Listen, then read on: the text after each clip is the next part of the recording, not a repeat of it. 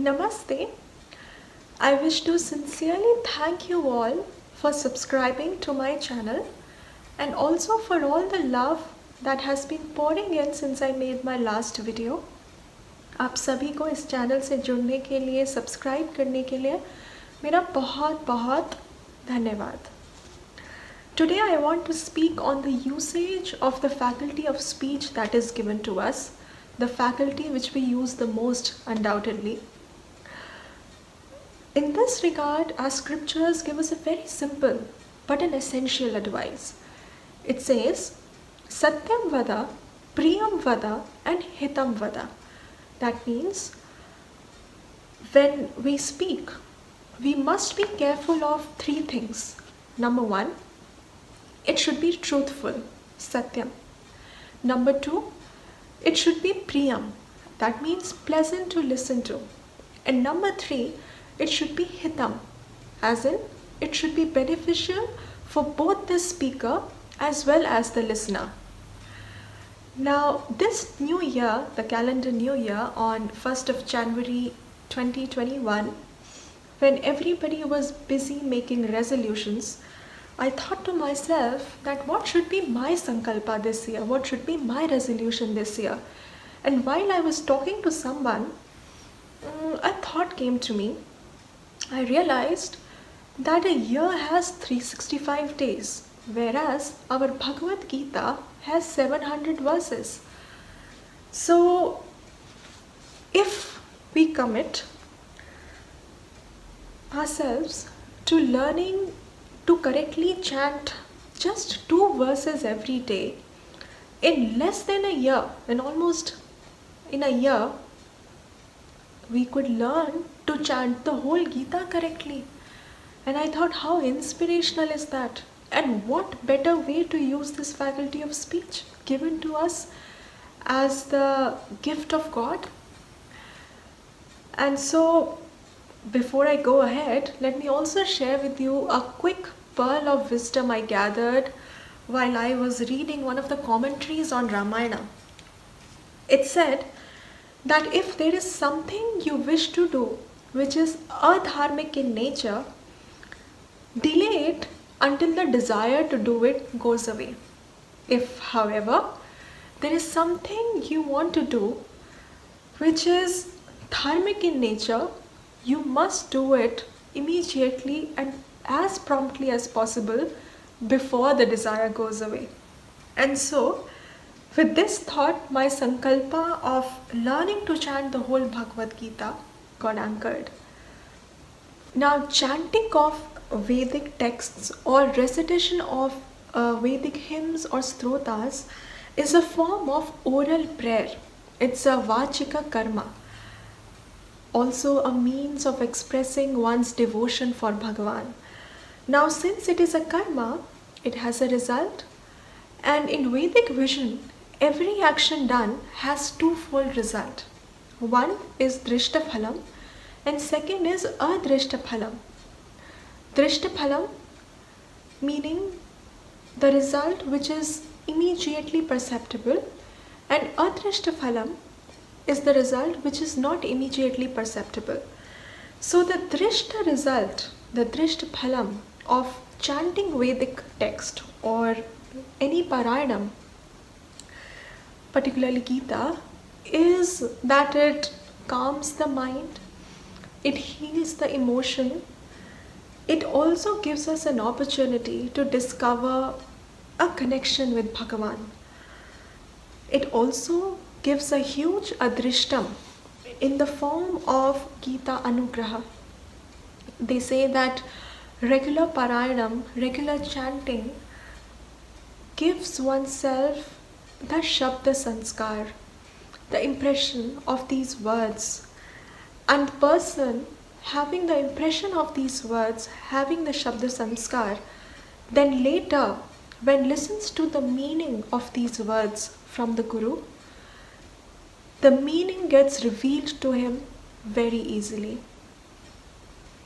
The shlokas, like in Bhagavad Gita, though are composed in a particular chandas, the poetic meter called Anushtup Chandas, can be sung set to any raga can be sung according to Manodharma, as they are Smriti Uktas and not strictly Veduktas.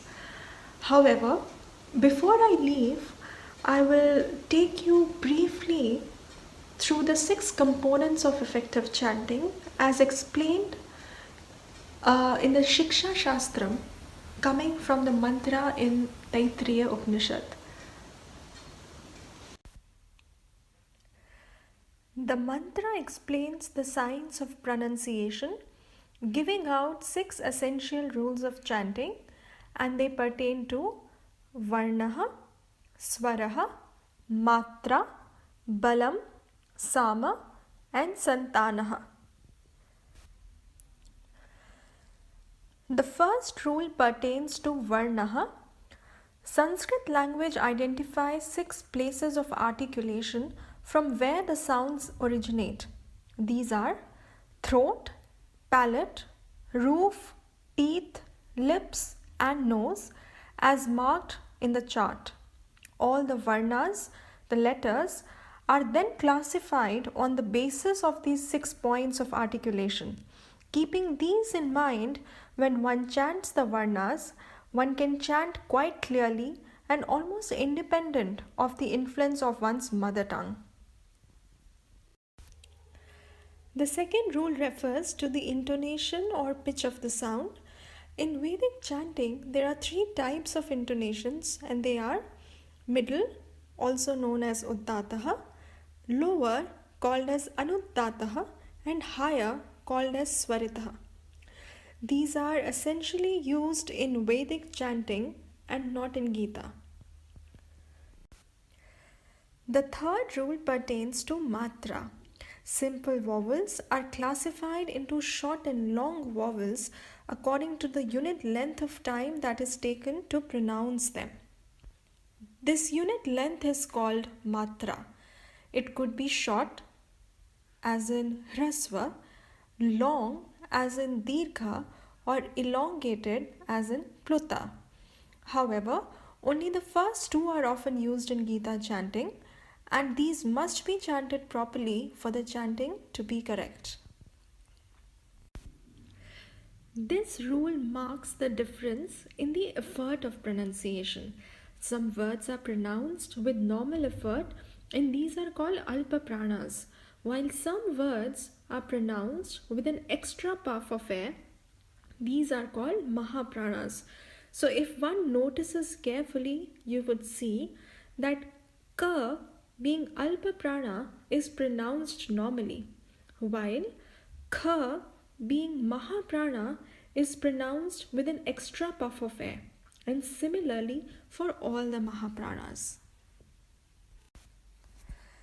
The fifth rule refers to the pace of chanting.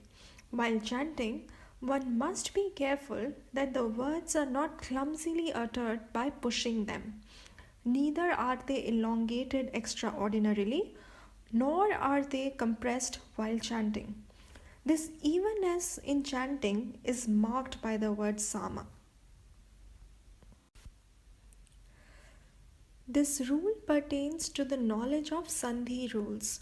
In Sanskrit, the words are combined as per the Sandhi rules. In order to understand the meaning of the words, one may break them, but while chanting, the words are essentially joined as per the Sandhi rules and then only chanted. For example, Sham Naha Mitra becomes Shanno Mitra. Now, apart from these, there are few Anuswara and Visarga rules as well that can be adopted for even smoother chanting. Now, these are listed in the description below the video for your reference. So this was the broad overview of the components of effective chanting. But as I said, Gita being a Smriti Ukta, one need not worry too much about them on the onset. One can pick it up by also intently listening and reproducing in the same manner when one listens to the chant attentively with devotion in one's heart. With this intention, I'm glad to announce that we'll be soon starting with the Gita chanting series, whereby once we start, I'll be posting 4 verses every alternate day in the morning, effectively making it to our commitment of learning 2 verses every day. So, whether you are 6 or 60, I welcome you all to learning to chant the Bhagavad Gita correctly together. Also, please don't forget to press the bell icon if you wish to receive the notifications, and also do subscribe if you haven't already. Shubhamastu. Namaste.